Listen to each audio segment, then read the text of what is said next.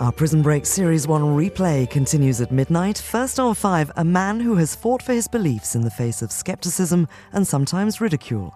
Our late documentary asks David Icke, was he right? The world as we know it is about to end. The world as we know it is about to end. David Icke.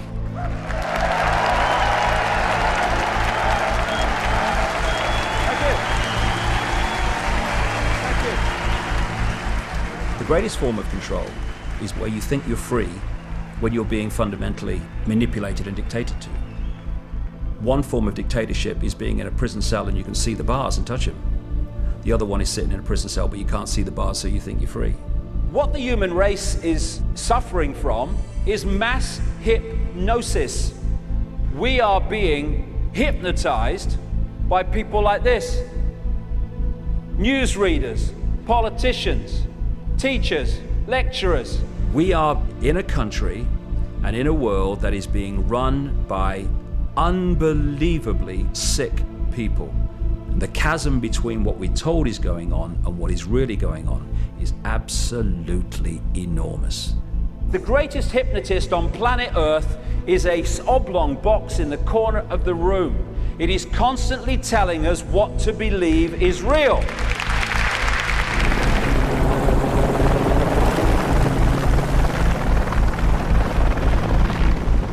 ينتظرونكم على أحر من الجمر. If you can persuade people that what they see with their eyes is what there is to see, you're gone. Because they'll laugh in the face of an explanation that portrays the bigger picture of what's happening. And they have.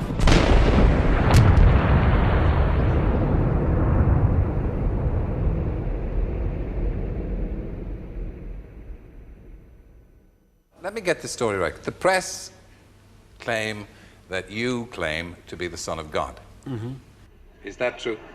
Yes, you see, the thing is that it's quite funny, really. You know. Well, if you say David Icke to most people, what will come to mind?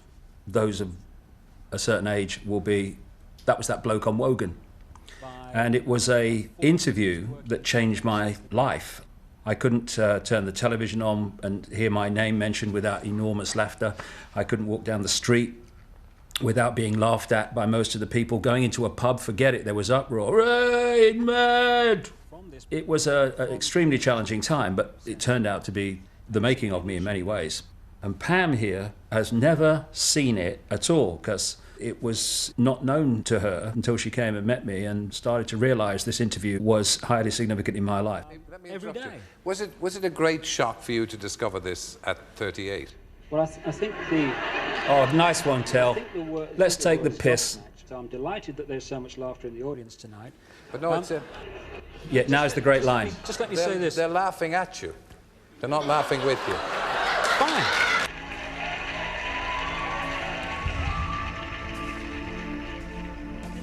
For me, watching that, I find it really painful to hear an audience laugh at anyone. There was something so powerful for me in watching what you were saying. It resonated true with me, and for people to laugh hurt me greatly. And these other energies have a frequency. I remember one day going out to fetch the washing in, and there was a camera outside filming you just getting the washing in off the line and bringing it in up to the house. And coming out from and people shouting from the top of the scaffolding, "Oi, nutter," "Oi, Jesus," or "Where's your Bible," or whatever. Your family's this, your dad's mad, blah, blah, blah. Whatever the headline was that day, you know. You'd walk around and you'd hear laughing and stuff like that, and it got to the point where you realised that it was because of you. You knew that, you know. I can remember Gareth coming home one day and saying, some boy had said, "Your dad's mad." So Gareth said, "So's yours." And this boy said, "But you don't know my dad." And Gareth said, "Exactly." The hardest thing for me about the whole business that followed the Wogan show was the effect on my family. They were being laughed at, they were being ridiculed, they were being followed to school by journalists and stuff like that. But When I look at my kids now, not Jamie, he wasn't around at the time, obviously, but Gareth and Kerry, they are what they are, as we all are, not despite what had happened to them and what they experienced, but because of it. What life tends to do is hide its greatest gifts and present them as your worst nightmare. The mass ridicule that I had as a result of the Wogan show set me free of the prison that most people live in, which is the fear of what other people think. You're looking at the person who has gone on national television and radio in Britain, America, and talked about the fact that the elite families, including the royal family, are beyond the 5 sense level of their apparent human body, not human as we would perceive human. And they seem to take on that level beyond human sight a reptilian form.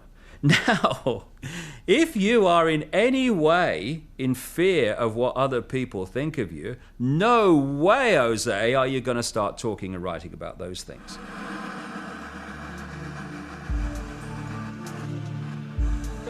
They're laughing at you. They're not laughing with you. Fine.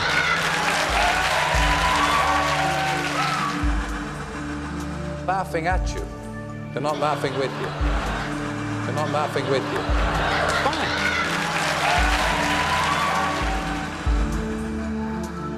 Fine. Towards the end of 1989, I started getting this feeling to go to Peru. So purely on intuition, I got on a plane to Peru.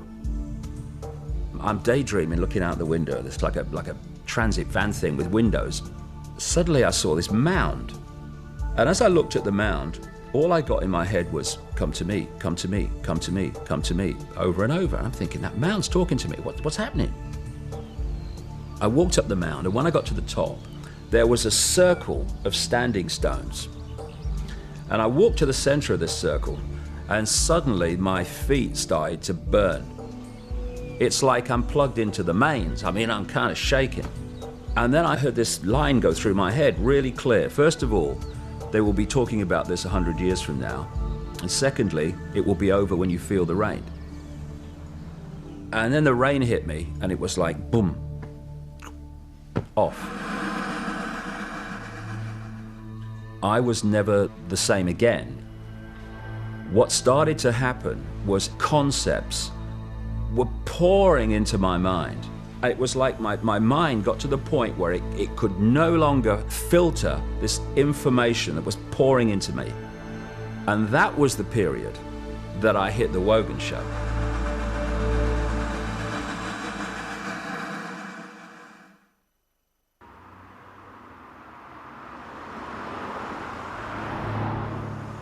Happy birthday, darling. Thank you.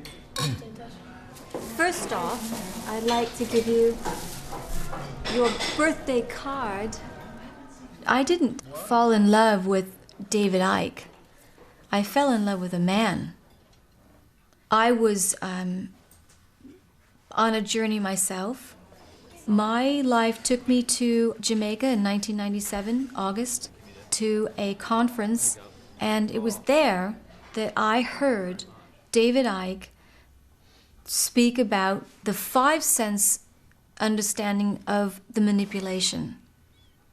And I, like 1,000 other people at that conference, listened to that, and it absolutely, you could hear a pin drop during this 4-hour talk.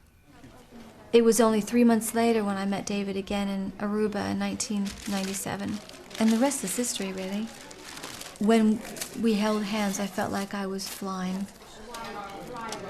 Is it right way up? Yeah. What is it? Ooh, St. Helens Station. Oh, only what? Ivan Berriman, fantastic artist on the Isle of Wight. That's the one. Brilliant. Good shape, Jamie. Hey, that's excellent, mate. Class. I was a real loner as a kid, and I always believed that things in life that I wanted to happen to other people. I used to play football in the playground at my primary school. We used to call it uppers and downers. I saw this thing on the door of the school one day. Anyone wants to try out for the school team, put your name down. Never thought about it. No way. So I was walking home one night and this kid's running after me. Hey, Ike, teacher wants you to have a trial tomorrow. So I went home to my father. I said, got a trial for school team tomorrow. God, mate, it's happening to me. Nothing happens to me. And I got in the team. I played in goal and I did all right. Got seen by an Arsenal scout. And in the end, I signed for Coventry City. Smack it. Get it. Woo. Unlucky. Anyway, and then 6 months after I became a footballer at Coventry, my left knee swelled up for no apparent reason. And that was the end of my football career. But I still love the game, and it's just been a wonderful thing for me. Amid all the other stuff that's gone in with my life, one of the great backbone balancing parts of it, grounding parts of it has been coaching Jamie and seeing a boy who knew nothing about goalkeeping at the age of 7 to become a really excellent, outstanding goalkeeper at the age of 13. All right, mate. All right, Jay. Well played, mate. Same again. Where's she gone? Do you want a cup of tea, Lynn? Cup of coffee?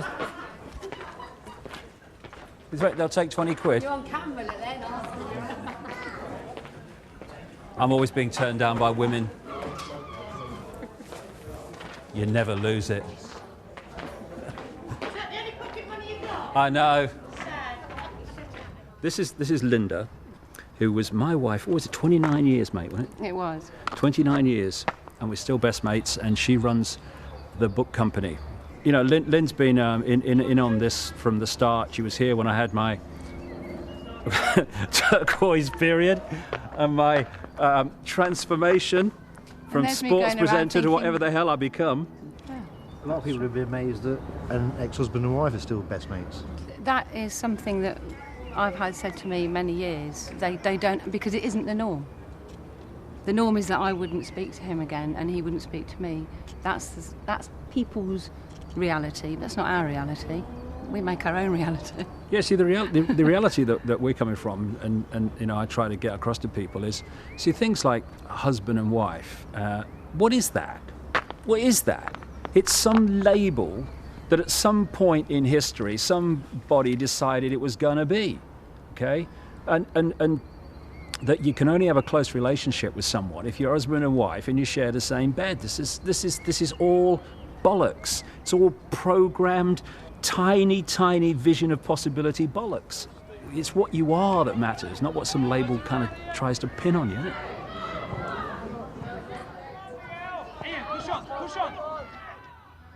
When you go through your life and you look back, if you have followed your intuitive feelings, you'll see that what appears to be individual experiences become like a road that's leading you into a certain direction.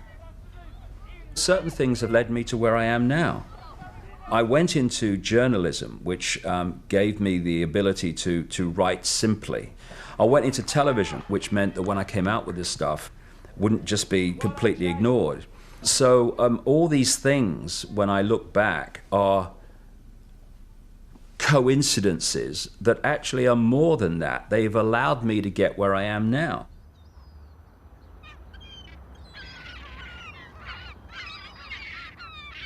Well, on my shelf I've got the books that I've written so far, and it's kind of funny when I look through them and have a look again, I'm always amazed that I ever produced them. But it all began with Truth Vibrations, and that was the one that caused all the furore on the Wogan show and all that time. And what's happened over the years is there've been more and more interest in what I do from countries all over the world. And so these are some of the translations of my books. This one's in Japanese. I haven't got a clue if it's accurate or not. I don't understand a word of it, but I trust that they got it right. There's me. I wrote a book called I Am Me, I Am Free, also, in which I was stark naked on the front. It's a testament to different attitudes, to the fact that I can be naked in some countries, I have to have a sticker in others, and in still others, I have to have a shrink wrap around the book so the sticker can't be taken off. And, you know, it's a big sticker.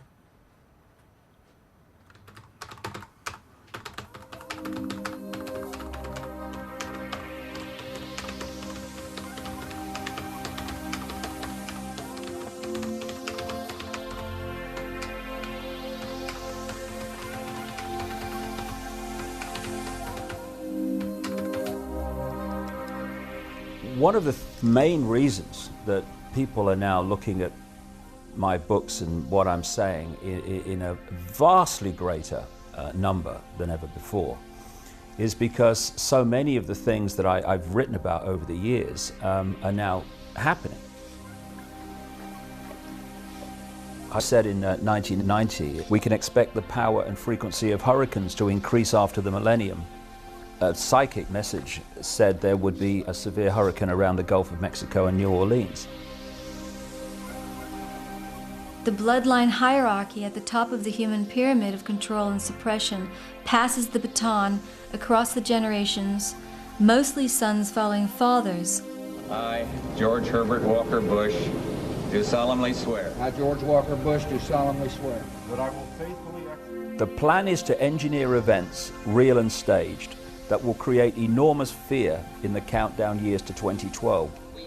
This includes a plan to start a third world war, either by stimulating the Muslim world into a holy war against the West, or by using China to cause global conflict, maybe both. The years after the millennium will see gathering conflict all over the world, to the point where the United Nations will be overwhelmed. January the 20th, 2001. Don't be surprised if the United States finds itself in another manipulated war during this administration. You will see monsters being created in the public mind to justify such action. Between 2000 and 2002, the United States will suffer a major attack on a large city.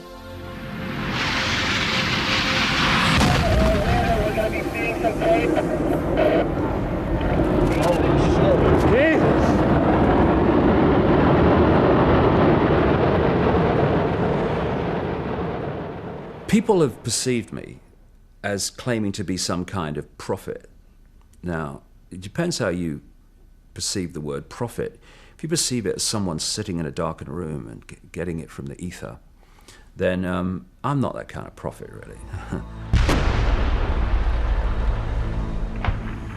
It's very clear that there are two stories running side by side in what we call daily life. There's what I call the movie. This is the version of events that the mainstream media and all the official authorities, the system, tell us is the nature of what's happening in the world. Alongside the movie is the secret agenda, which the movie hides and obscures. That agenda is for a global state which can be pretty much described in the nightmare of George Orwell's 1984. The Big Brother global state, in which there will be a world government, world central bank, world army imposing the will of the world government, world currency, and a microchip population linked to a global computer. That's the Department of Ministry? That's the cenotaph, yeah. If you stand there and read out the dead names of dead soldiers in Iraq, you get arrested under the Serious Organised Crime and Police Act in this free country. I've been filming David for 8 years, since we've been together in my own little cameras. I've got hours and hours and hours of footage. But now it's become more professional. Before I felt like I was just following David around and I wasn't really doing anything, although I was, but it wasn't enough. And now I've found my canvas. I can't sum up better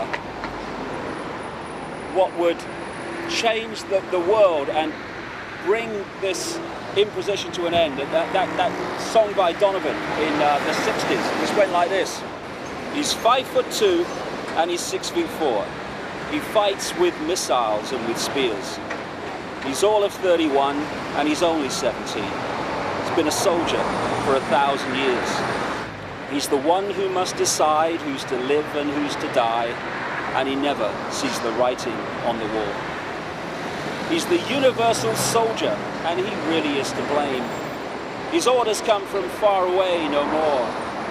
They come from here and there, and you and me, and brothers and sisters, can't you see?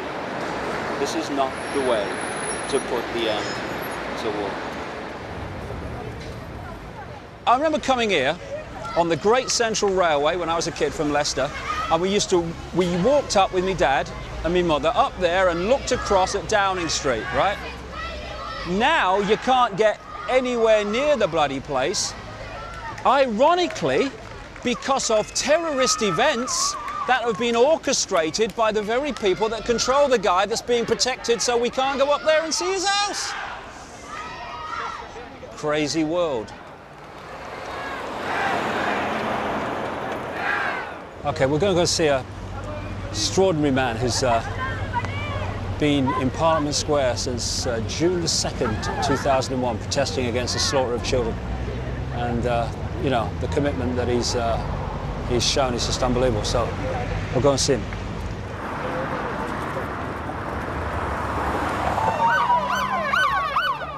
I brought that book at last, mate. How you doing? There you go. I'll sign it for you. 78 police, 78 police. See how they run, see how they run. They come to us in the dead of night, give us all a terrible fright, deprive us of our human rights. 78 police. When are we going to stop killing our kids, eh? Our kids. Well, we're going to stop killing our kids when people get off their arses and toss us like the guy who's just come past here and shouted, "When did you last have a job?" or words to that effect. Realise that the police state is not for people like you and people like me. It's for every bugger. I mean, you know, we get. Unclean! Unclean! Unclean! Hey! Maria! Stop a minute! Unclean! Lepers of the world! USA! UK! Unclean!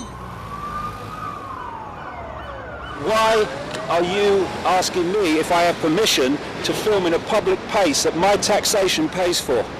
David, it's all right. No, hold a second. Do you know something? There was a time when I thought I lived in a free country. Your children are going to have to live in the state you are policing into existence. And when it's too late, you'll go, oh my God, what were you doing, Daddy and Mummy, when the police state came into power? I was enforcing it, darling. Ask you to calm down, please. We've come over here. We're doing our job. Please, don't tell me what to do. You're not here to film us, are you? You're here to do whatever you're filming. Yeah, that one. If it's covered with CCTV cameras, what's the problem? Everyone's being watched, aren't they?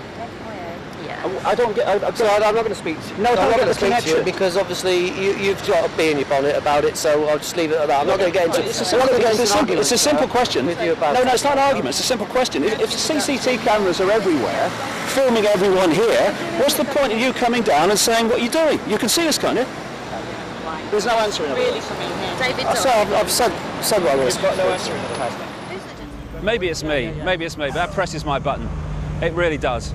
Because, you know, this is supposed to be a free country, supposedly, and you come, you get a camera out in an open public space, which our taxation has paid for, and they come up and start, what are you doing, what are you doing? If that was in Nazi Germany or China, it would be on the news, and the people in there will be going, see, that's confirmation, police state, human rights, no human rights in China, and all these other places. No human rights in Nazi Germany, and then they do the same, but because it's on the cover of freedom and democracy, it's all different. It's exactly the bloody same.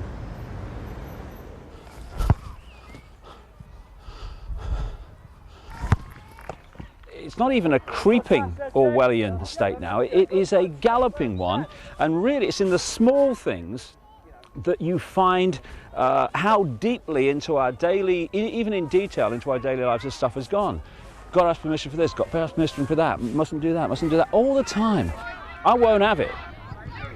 Honestly, if people only just deep breath, take a step back, look at it again. The Orwellian state ain't coming, it's here. It's just a question of how deeply we go into it.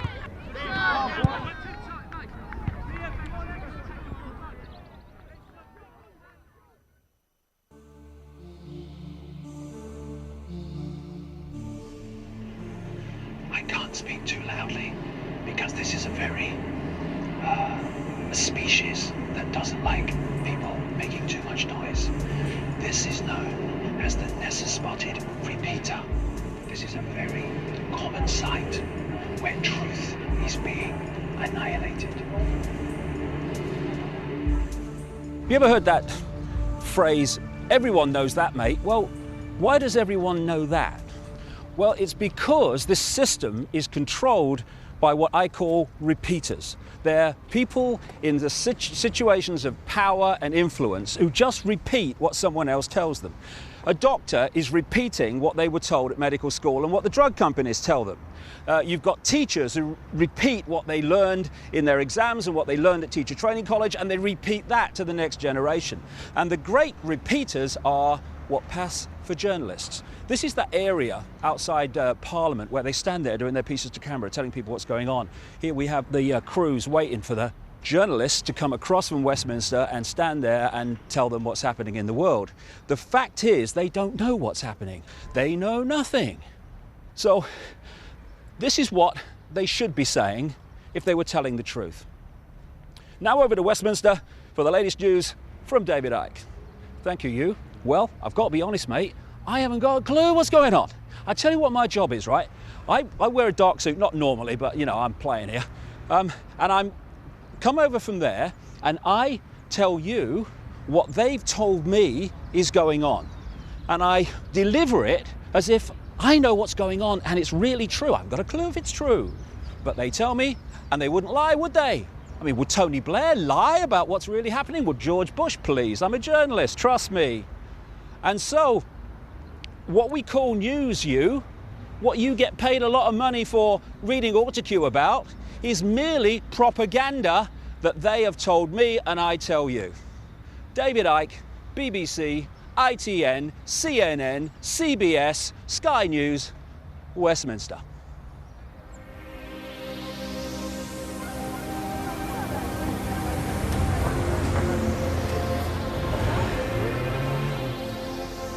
When I started researching the nature of this Orwellian manipulation, it became clear that there are a network of interbreeding bloodlines. What I call and what they call themselves, the Illuminati, which comes from the illuminated ones, have come through history. And as people began to reject overt, in-your-face dictatorship, they became the people who ran the system. You can look at the Bush family, and they are absolutely Illuminati. As presidents of the United States go, Father George Bush, I mean not the idiot's son, but Father George Bush is higher in the Illuminati than most of them. The British royal family are one of the Illuminati bloodlines. It's all about genetics to these people. They're like horse breeders. Diana basically called herself the Windsor's brood mare.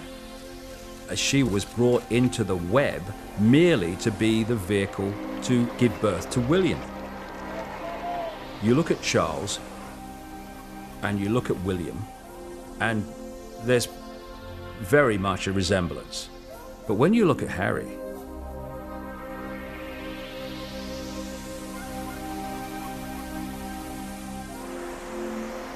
you'll look at the Bushes and people like that, and they look like you and me. The key element is what happens beyond the realm that we can see. This is what the Illuminati bloodlines really are. They are vehicles for other dimensional entities to manipulate this reality. These entities, many of which take a reptilian outer form, are manipulating this world through these Illuminati bloodlines.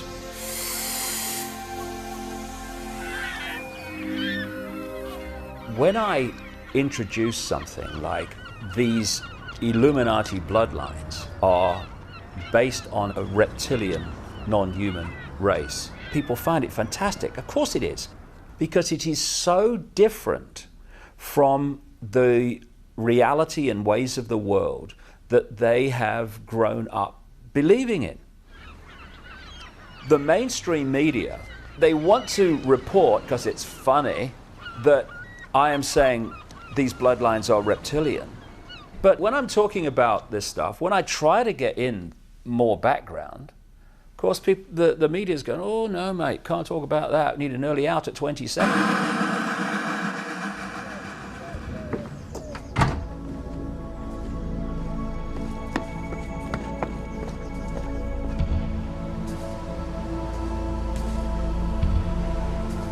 First time I made this journey was on a paddle steamer.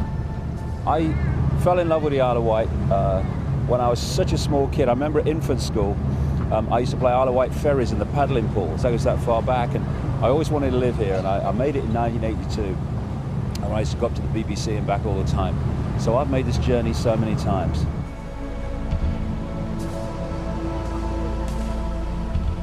Because of the way that public perception of me has changed, I'm now getting the opportunity to really get information out into the public domain that's going to get a sympathetic hearing.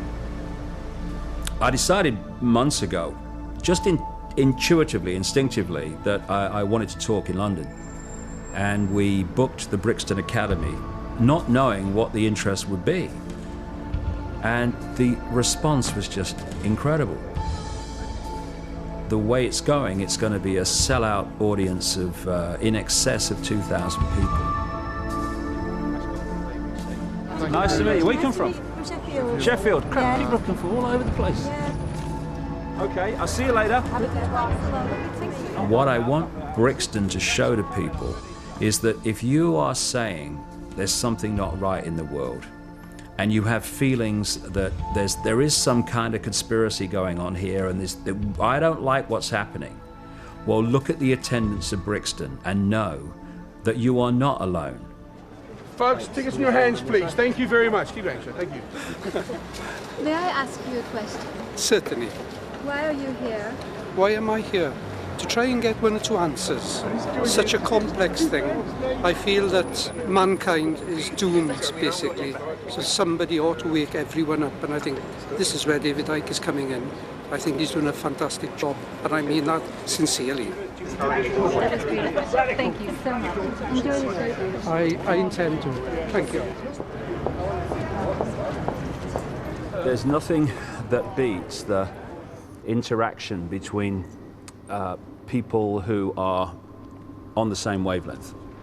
And when we came here, what, 2 years ago? No, it was last June. Was it last year? Was it really? Crikey, time flies. We kind of filled the bottom section and just 1 or 2 seats at the top, and it looks like it's going to be a sellout this time. This is the guy, what, 16 years ago, who, if I spoke to one man and a dog and put your own seats out and walked around the towns putting posters out and around the local shops. And the idea something like this would happen, it was just a joke, wasn't it? I mean, you know, I kind of felt instinctively it was going to come. That's what kept me going. But at the time, it was like, you know, dreamland. Well, like you say, it's a big awakening when people are out there. A number of people that phone our office and say, we live in a fascist state. You know, what is this? What can we do about it? Well, maybe after 6 or 7 hours, we'll all know. Well, I was reading his books, as I always do, and now I can't believe I've actually seen him face to face. But I take it all very seriously, and only a fool wouldn't. He's a great man. It's like a pilgrimage, yeah? See, everything he said 10 years ago, and that I thought, that's impossible, it's all come true.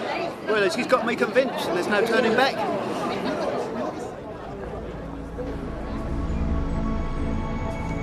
Hello and welcome everybody to the Brixton Academy. At this point, I was going to come out with all sorts of words like how I've known David for 35 years and how he's given the last 15 to researching all that he writes and talks about. But to be quite honest with you, you've not come here to hear or see me, so there's no more to be said, and I would like to say, welcome, David Icke. Thank you. Thank you.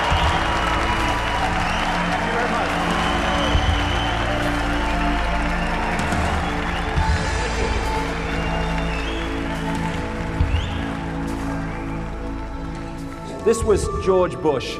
You're free, and freedom is beautiful. And you know it'll take time to restore chaos and order. Order out of chaos, but we will. Order out of chaos, or as I've dubbed it, problem, reaction, solution. Simple, devastating, played on us by the day. Nobody laughs because they actually listen. They want to listen to what he's saying. And I think only then when you've listened to what somebody says, can you give an input into what they're saying. You want to change society in a way that you know if you announce it openly, you're going to get massive reaction. So you don't announce it openly, you play this scam. You know, you read a book and you go and hear somebody speak and you'll find it's not what you thought it was. He is not who you think he is. Stage one, you create a problem. Could be a terrorist event, could be a war, it could be a run on a currency, could be a bird flu. He's never said, you must believe what I say. I think he'll go out there and say, I'm not telling you to believe what I'm telling you now. I am passing on information that I have uncovered and gleaned over 15 years of research. Make of it what you will. I've just described 9/11, by the way. And I was in a bar just after 9/11, and I was watching CNN live. And I saw Bush stand up and say, and I saw this plane hit the World Trade Center. And he said, this is word for word, he said, and I thought, what a terrible pilot. That's what he said. The first plane was not shown on live television, only the second one. No way in the world is it possible for him to have seen the first plane hit. Total freaking lies. Wanted for terrorism, biggest terrorist in the world.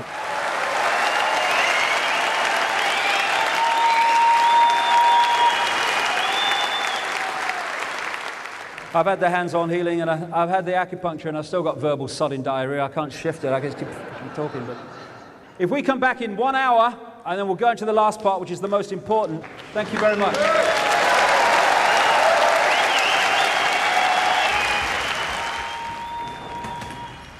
Oh, God. Oh, God.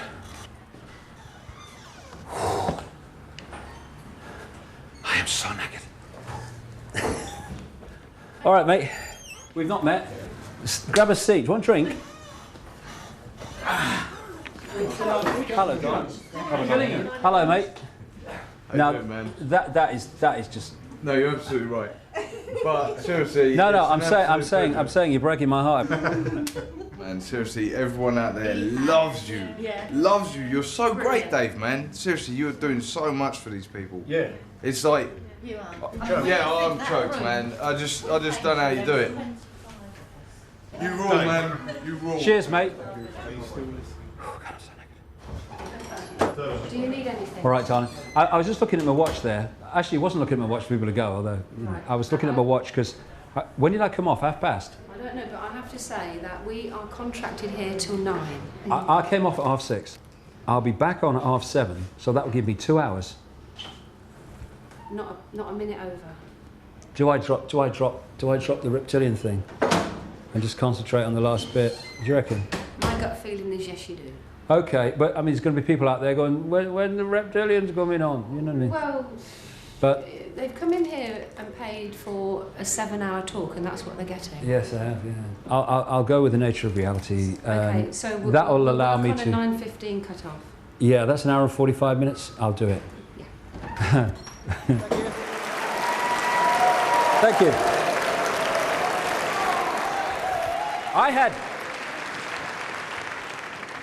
I had an experience over the last week.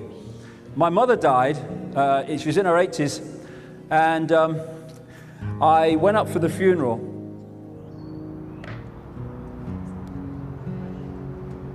Lord of life, you have made us in your image to reflect your truth and light. We give you thanks for Barbara, for the grace and mercy she received from you. First of all, I faced some challenges in my life, but getting through this is going to be one of the biggest. I went up for the funeral, and I was asked if I wanted to go and see my mother in the coffin. Now, I would have said no, I want to remember her as she is, but something said to me, go, go, go. You know, I went down to see my mother, and she was lying in the coffin this morning. And next to her was that picture. And I looked at my mother in the coffin, and I looked at the picture. That had no life. That was full of life. That was my mother. That was the computer with my mother gone.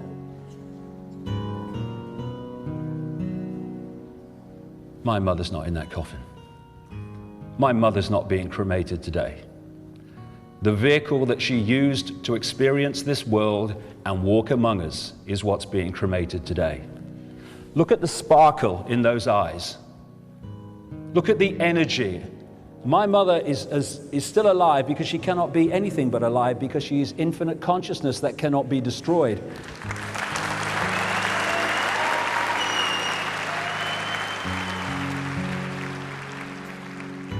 All that was my mother has simply left this tiny frequency range that our eyes can perceive and now exists on another.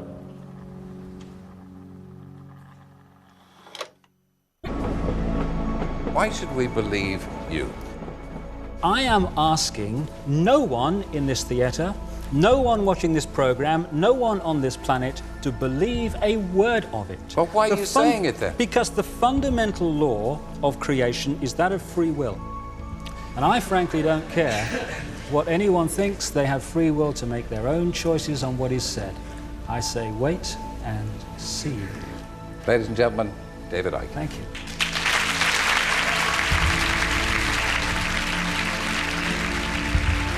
Thank you very much.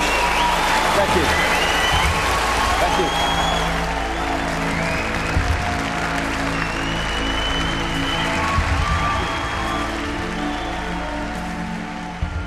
For every person in Brixton, there are vastly, vastly more people, thousands, millions around the world now, who are also in the same mode of thought that they are, in terms of wanting to know what's happening in the world, because the official versions of what's going on make absolutely no sense. And I just said, at some point it was a little bit hard to swallow, but it's all the facts that are backed up, you know, there's evidence.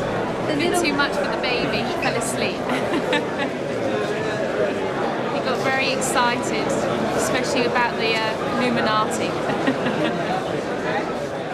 You know, as he says before, like 10 years ago you'd have got laughter at it, but now people are like, you know, he knows his stuff, he knows his stuff.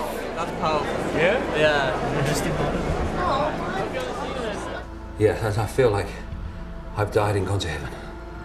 Great day. Well done, Deborah. You enjoy it, Jay? Yeah, I watched the last hour and a half or so. Did you understand a lot of it in the end? Yeah. That's how you create a life that you want, mate. That's how you create a life you want. You do it from a young age and nothing's impossible, mate. You want it, you know it, you'll do it.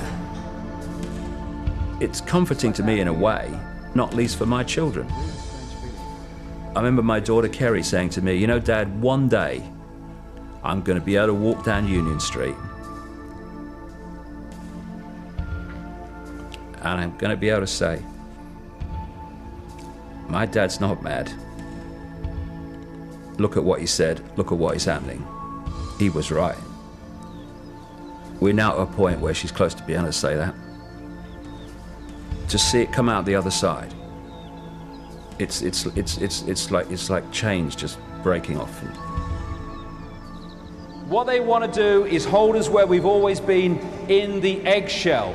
Hold us in this computer level sense of reality we call the five senses, and disconnected from the infinite consciousness. They want to manipulate what is in our heads so that we see the world they want. The only truth is we are infinite consciousness. We are all that ever has been. Only when we know who we are can we know freedom.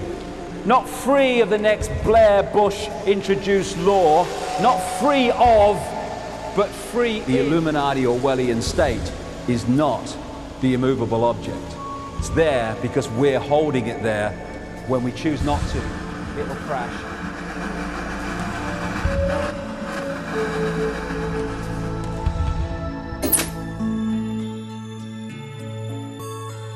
A story with conspiracy at its heart, ahead of the new series coming soon. Our Prison Break Series 1 replay continues next.